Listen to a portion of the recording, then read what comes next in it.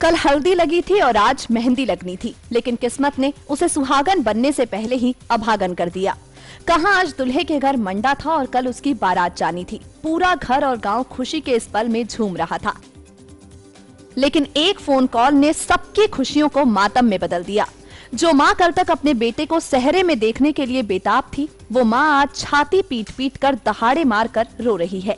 जी हाँ, ये घटना सहारनपुर के थाना सदर बाजार क्षेत्र के माहीखुर्द गांव की है, जहां पर मिंटू नाम के युवक की शादी बेहट की रहने वाली उर्मिला से तय हुई थी।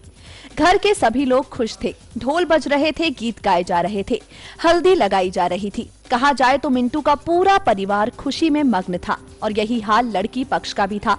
आज मिंटू के यहाँ सगाई का कार्यक्रम था और कल उसकी बारात जानी थी, लेकिन एक फोन कॉल ने सबके अरमानों पर पानी फेर दिया और खुशियां मातम में बदल गईं। बीती रात मिंटू को किसी का फोन कॉल आया और मिंटू किसी को बिना कुछ बताए उससे मिलने चला गया। काफी देर बाद भी मिंटू घर नहीं लौटा तो पूरे परिवार वालों ने उसकी तलाश शुरू कर दी, लेकिन उसका कहीं कोई पता नहीं मिला। परिवार वालों ने ये सोचकर बैठ गए कि शादी का माहौल है, मिंटू कहीं यार दोस्तों में बैठा होगा, लेकिन जब सुबह तक भी मिंटू घर नहीं लौटा तो सबने उसे ढूंढना शुरू कर दिया। तभी किसी ने मिंटू की लाश एक खेत में होने की सूचना दी। घर से मात्र 300 मीटर की दूरी पर ही मिंटू ने अपने खेत में ही उसकी लाश मिली। किसी ने पहले मफलर से गला घोटा और फिर गोली मारकर मिंटू की हत्या कर दी। मिंटू के शव के मिलने के बाद पूरे गांव में सन्नाटा पसरा हुआ है और परिवार में कोहराम मचा हुआ है। मिंटू स्वभाव से खुशमिजाज और मिलनसार आदमी था। पूरा गांव उसकी शराफत के गुण गाया करता था। मिंटू मजदूरी कर अपना जीवन व्यापन करता था। परिवार में उसके पिता और माँ के अलावा उसके एक भाई और एक बहन है। जहाँ एक भाई और बहन की शादी हो चुकी है, वो अलग रहते हैं। अपने परिवार का भरण पोषण मिंटू करता था। आज परिवार उस कगार पर खड़ा है जहां एक माँ बाप के बुढ़ापे की लकड़ी तो खत्म हो ही गई, वहीं इस परिवार का भरण पोषण अब कैसे होगा, ये सवाल अब भी बाकी है। क्या नाम है आपका? मेरा नाम सुरजीत है सर। सुरजीत, क्या हुआ पूरा मामला?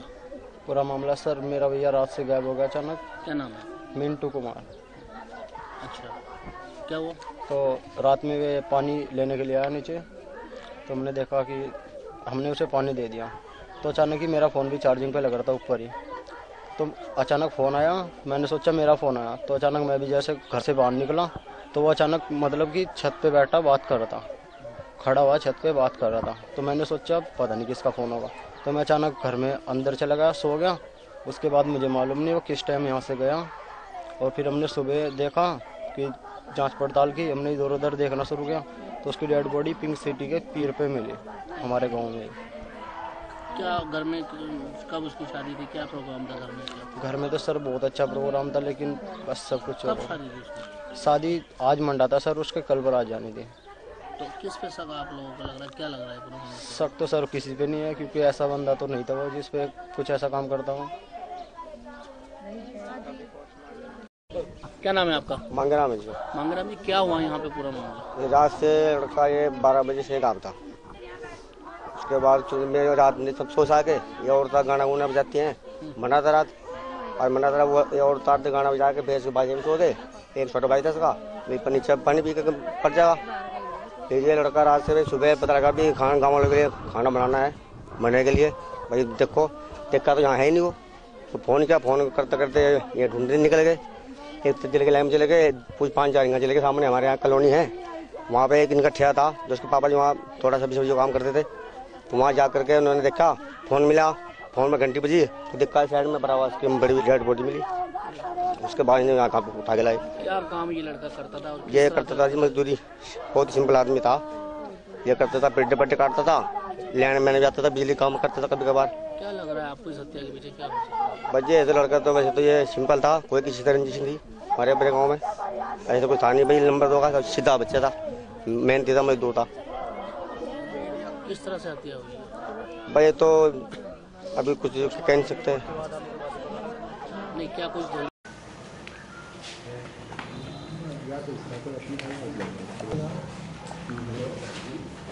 तुम्ही तो सबको मतलब क्या करना जी सर, ये बताइए कि जो ये चरस पकड़ी गई है, कितनी मात्रा में पकड़ी गई है, कौन पकड़ी गई है और कैसे पुलिस इन तक पहुंची है? देखिए, जैसा कि आप लोगों को विदित है, 27 तारीख को 2 अभियुक्त गिरफ्तार किए गए थे, कौशर और आसिफ नाम के। ये दोनों ही थाना कैराना जनपद शामली के रहने वाले हैं और चेकिंग के दौरान ये लोग पकड़े गए थे। इनके पास से लगभग 1 किलो चरस बरामद हुई थी, जिसमें इनको जेल भेजा गया था, क्योंकि हम लोगों के पास ये सूचना थी कि संभवतः चरस और ज़्यादा हो सकती है। इनको जेल भेजने के बाद भी हम लोगों की जो टीम है थाना नकुड़ की और हमारी सर्वेलेंस टीम दोनों लगातार काम कर रहे थे और इस बीच में हम लोगों को ये जानकारी प्राप्त हुई मुखबिर के जरिए से कि कुछ और माल है जो इन्होंने यहाँ कहीं छिपाया हुआ है। हम लोगों ने जुडिशियल कस्टडी में ये लोग थे, इनको पुलिस रिमांड पर लिया। पुलिस रिमांड में आज जब इनसे पूछताछ की गई और कुछ तथ्य ऐसे थे जो क्रॉस चेक किए गए, इन लोगों से कड़ाई से पूछताछ की गई, तो आज इनकी निशानदेही पर लगभग 20 किलो चरस, जिसकी अंतर्राष्ट्रीय बाजार में कीमत लगभग 2 करोड़ रुपए बताई जाती है, और 1,65,000 रुपये कैश इन लोगों के पास से बरामद हुए। जितनी भी धनराशि है नकद और जो चरस है उसको जब्त कर लिया गया है। क्योंकि ये लोग अभी रिमांड पर हैं, हम लोग प्रयास करेंगे कि इनके और साथियों का पता लगाने के लिए कहाँ से ये लोग चरस ला रहे थे, कहाँ लेके जा रहे थे, और बहुत सारे अभी चीज़ें ऐसी हैं जिस पे हम लोगों की टीम काम कर रही है। कहाँ इनके सूत्र पता चले हैं? इनके सूत्र जो अभी तक हम लोगों ने जांच पड़ताल की है, आसपास के जो हमारे पड़ोसी राज्य हैं, हिमाचल प्रदेश, उत्तराखंड, पंजाब, और इसके अलावा मुझे लगता है कि शायद बिहार वगैरह से भी इनके कुछ कनेक्शंस हो सकते हैं। इस पे हम लोग अभी काम कर रहे हैं, हमारी टीम काम कर रही है, और हम लोग प्रयास करेंगे कि अगर इनकी रिमांड हमें कुछ और दिन के लिए मिल जाती है। इनकी बिक्री किसी जिले में होने वाली थी? नहीं, अभी तक जो हम लोगों की जानकारी है उसके हिसाब से ये माल संभवतः ये कहीं और लेके जा रहे थे, इस जिले में इसकी खपत नहीं होने वाली। क्या ये जो है तस्करी जो होती है, क्या ये आती कहीं और से है और जाती कहीं और है? केवल सहारनपुर जो इसका वो केंद्र है? नहीं, सहारनपुर केंद्र तो मैं अभी नहीं कह सकता, लेकिन हाँ, जो अभी तक हम लोगों ने जानकारी जुटाई है, ये आती कहीं और से है, आई किसी दूसरे राज्य से है और जा किसी दूसरी जगह रही थी। यहाँ क्योंकि हम लोगों के पास खबर हमारे मुखबिर के द्वारा मिली और चेकिंग में इनको हमने पकड़ लिया, तो ये यहाँ पकड़े गए। आने वाले चुनाव में तो इसका कोई वितरण से मतलब नहीं? देखिए, अभी उस बिंदु पे भी हम लोग जांच कर रहे हैं, हालांकि प्रथम दृष्टया अभी तक कोई ऐसी बात संज्ञान में नहीं आई है। इनका कोई आपराधिक इतिहास, ये पहले भी इन्वॉल्व रहे हैं, पहले भी पकड़े गए हैं? थाना कैराना से अभी हम लोग इस बारे में बातचीत कर रहे हैं, हालांकि जो अभी तक की जानकारी है उसके हिसाब से कोई इनका अभी तक ऐसा कोई आपराधिक इतिहास नहीं मिला है, लेकिन फिर भी हमने पूरे जनपद शामली और आसपास के जिलों को इनकी डिटेल्स भेज रहे हैं, ताकि कहीं और किसी जिले में अगर इनका कोई आपराधिक इतिहास हो तो उसका विवरण हमें प्राप्त हो जाए। इनके टारगेट क्या स्कूल और कॉलेज ही रहे या इस तरह का कुछ? देखिए, जो मैंने आपको बताया, क्योंकि अभी मुझे लगता है इसमें और काम हमें करने की आवश्यकता है, तो अभी पहले हम इस पूरे गैंग को वर्कआउट कर लें, उसके बाद ही ये पता लग पाएगा कि इनके टारगेट क्या था और एग्जैक्टली ये फाइनल सप्लाई कहाँ तक पहुँचने वाली। पकड़ने वाली टीम को कोई इनाम की घोषणा की गई? पकड़ने वाली टीम को मेरे द्वारा 5,000 रुपये का पुरस्कार से पुरस्कृत किया जाएगा, और मैं डीआई साहब को भी इनके 12,000 रुपये के पुरस्कार के लिए संस्तुति करूँगा, उनसे भी पुरस्कार दूँगा। नेक्स्ट 9 न्यूज के लिए सहारनपुर से वीरेंद्र कुमार की रिपोर्ट।